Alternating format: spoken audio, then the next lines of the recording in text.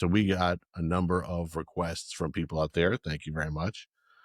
Saying, what's the big deal about NATO? We don't understand NATO. Why is this relevant now? Why we're going to Iran? What's Iran have to do with the North Atlantic Treaty Organization? And all good questions.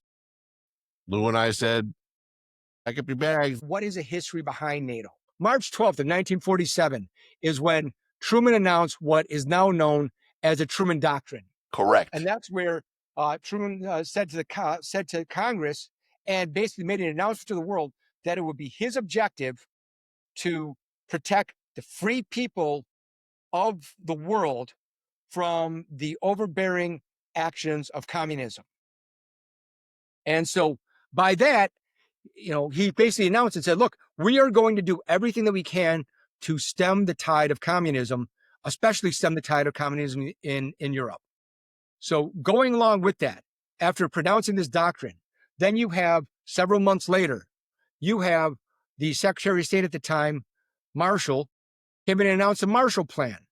And the Marshall Plan was the plan where they would rebuild Europe, that the United States would come in and basically fund the rebuilding of Europe to ensure that it came back to what it was, the power that it was, again, for the main purpose of holding communism at bay and making sure that reinforced and help establish our fellow democratic states in Europe. And this was an enormous sea change. And so that was basically the second phase of the Truman Doctrine. You had the Truman Doctrine announcing that we're going to do this, Marshall Plan, financing it, establishing it, and then NATO is basically the establishment of NATO was the reinforcement arm of it, saying, okay, well, look, we've talked about it, we're funding it, now we're going to protect it, and this is how we're going to protect it.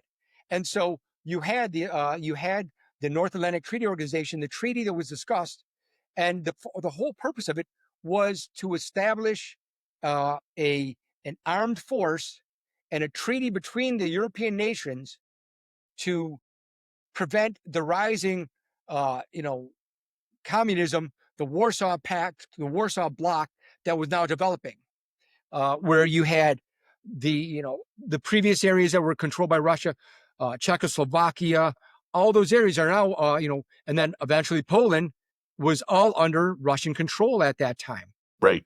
So then you had the United States come forward with this proposal to develop the North Atlantic Treaty Organization. So what is it then?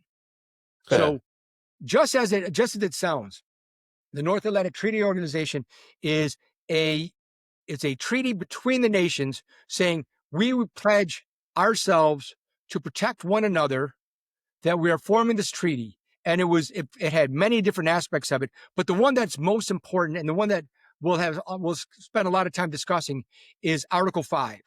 And Article 5 is the issue that deals with collective self-defense.